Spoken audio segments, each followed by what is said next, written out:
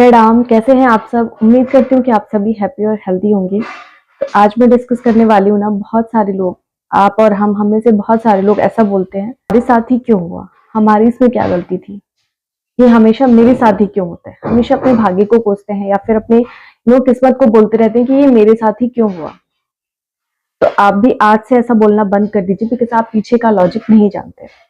जब भी कोई छोटा मोटा डिस्प्यूट होता है तो हम हमेशा एलिगेशन जो है वो सामने वाले पे लगाते हैं। लाइक हमारे घर में कोई कलेश हुआ, किसी रीजन से हुआ, तो उसका जिम्मेदार हम किसी सामने वाले पर्सन को बना देते हैं कि अगर उन्होंने हमें ये पॉइंट ना बोली होती तो हमें ट्रिगर ना किया होता और हमने ये एक्शन ना लिया होता। लेकिन जब कोई बड़ी चीज हो जाती है जो बियॉन्ड द नेचर, या कहूँ कि जिसमें हम किसी और को ब्लेम नहीं कर सकते ना, तो हम सीधे किस पर ब्लेम कर लेते हैं?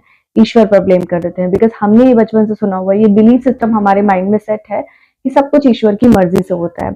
यहाँ तक कि एक एक पत्ता भी ईश्वर की मर्जी से हिलता है। तो फिर हम क्या करते हैं, हम हर चीज का ब्लेम, जो भी बड़ी चीज होती है हमारी लाइफ में, उसका ब्लेम हम ईश्वर पर देना शुरू कर देते हैं।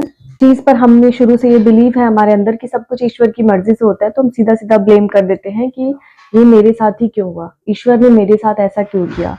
मैं एक एग्जांपल देती हूँ कि कोई फैमिली कहीं तीर्थ यात्रा पर जा रही थी। जैसे आपने केदारनाथ की त्रासदी के बारे में सुना ही होगा, कितने लोग वहां गए थे एंड कितने लोग वहां से वापस भी नहीं आए। तो एक फैमिली मेंबर गया था जहां पे सिर्फ उनके फादर लौट करके आए और बाकी सारे फैमिली मेंबर्स ने एन मौके पर ही अपने शरीर छोड़ दिया। तो वो बहुत ज्यादा दुखी हुए और उन्होंने यही ईश्वर के प्रति ना उनकी आस्था ही डगमगा गई। जहां वो इतना श्रद्धालु थे, तीर्थ यात्रा पर गए थे, वहां पे उन्होंने भगवान की पूजा पाठ करना छोड़ दिया। बिकॉज वो भगवान से नाराज हो गए कि सब कुछ ईश्वर के कारण हुआ, इन्होंने ही मेरी फैमिली को मुझसे छीन लिया। तो क्या आप सोचिए कि इन सब का ब्लेम हमने ईश्वर को दे दिया, क्योंकि हमारे लिए बहुत आसान होता है ना दूसरों पर ब्लेम कर देना, अपनी गलतियों को दूसरों के ऊपर आश्रित कर देना। जबकि हमें नहीं पता है कि पिछले कर्म में, पिछले जन्म में या फिर पिछले अपने किसी शरीर में हमने ये कर्म किया होगा कुछ ऐसा जिसकी वजह से हमें ये रिजल्ट मिल रहा है। हर चीज, ये कर्म का सिद्धांत जैसे मैं आपको लास्ट वीडियो में शेयर किया था, तो कर्म का सिद्धांत ऐसे ही काम करता है कि जो भी आपने किया है कुछ भी अकारण नहीं होता है। हर चीज का कुछ ना कुछ कारण है। आपने वो चीज किया है पास्ट लाइफ में, इसलिए वो आपको अभी रिजल्ट मिल रहा है इस तरीके से। तो भगवान, ईश्वर तो हमारे जैसे कि आप सभी को पता है कि जैसे कि यूनिवर्स से हम मांगते हैं वो चीजें हमें मिलती हैं, मैनिफेस्ट करते हैं हम। तो ठीक उसी तरह से कि ईश्वर हमारे लिए हमारे माता पिता के समान है, बिकॉज उन्होंने हमें बनाया है। तो हम हर चीज का ब्लेम ईश्वर पर कैसे कर सकते हैं? क्या हम अपने माँ बाप पे हर चीज का ब्लेम कर सकते हैं? नहीं। और अगर माँ बाप को बच्चों का भविष्य लिखना हो तो क्या वो कभी लिखेंगे कि उनका एक्सीडेंट हो या वो उनकी लाइफ में ये ऑब्स्टेकल है? नहीं, वो हमेशा ये लिखेंगे ना कि सब कुछ परफेक्ट है मेरे बच्चे की लाइफ में। तो अगर ईश्वर को सबका लिखना होता डेस्टिनी, तो डेफिनेटली सी बात है कि वो सबका जो है डेस्टिनी परफेक्ट ही लिखते हैं। लेकिन नहीं, यहाँ पे सिस्टम कुछ ऐसा काम करता है कि हम जो बॉल फेंकते हैं वही हमारे पास आती है। जस्ट लाइक मैं लॉ ऑफ अट्रैक्शन बोलती हूँ कि जो हम फेंकते हैं वही हमें वापस मिलता है।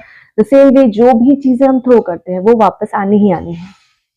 हमारे बस में क्या है? हमारे बस में क्या है? प्रेजेंट करना। लाइक हमारा कोई अपना ही है जो हमें बहुत हर्ट कर रहा है, बहुत ही निगेटिव तरीके से हमसे बात कर रहा है।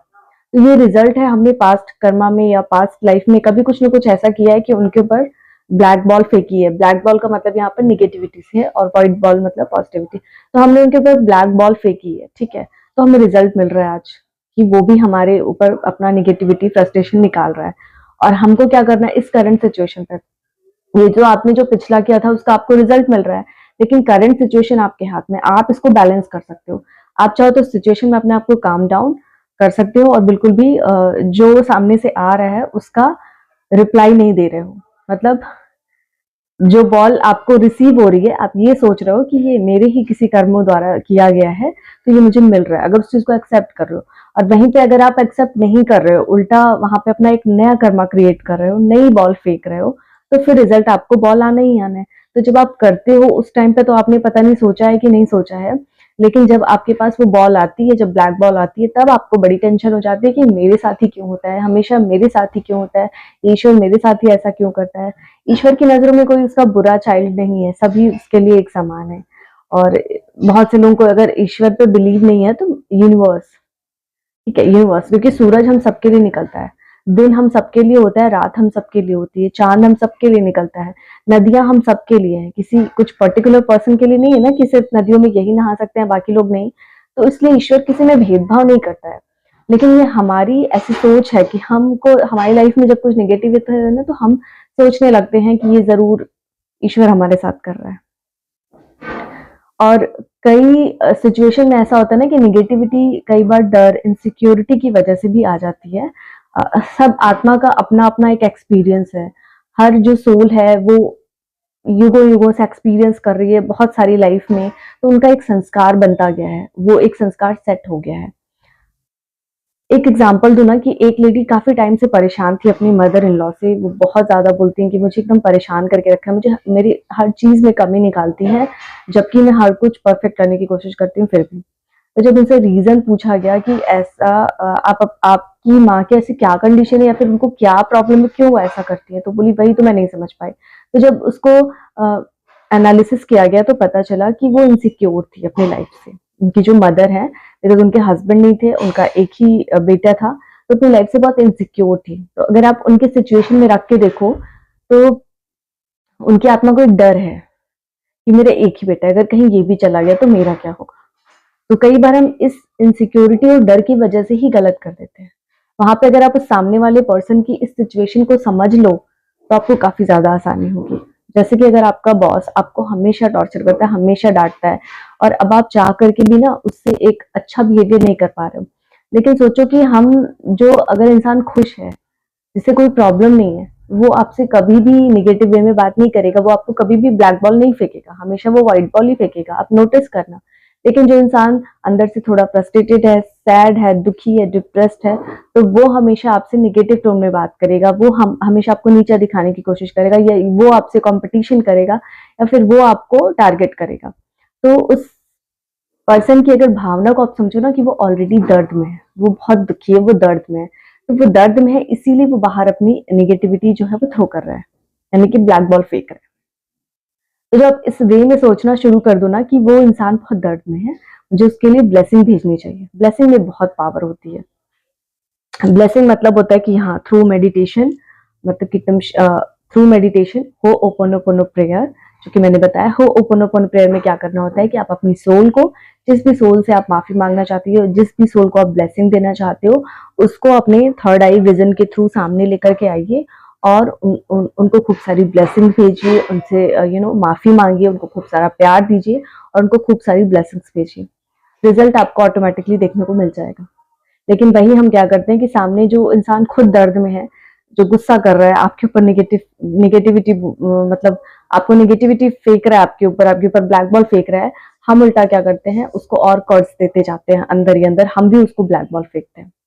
कई बार क्या है कि हम बोलते हैं ना कि हमारे यहाँ कोई मेहमान आए, हमने उनका बहुत अच्छे से स्वागत किया, उनको खाना पीना खिलाया सब कुछ, और हम सबसे ये कहते हैं अरे हम तो बहुत अच्छा काम करते हैं, हम तो सबके साथ सम्मान करते हैं।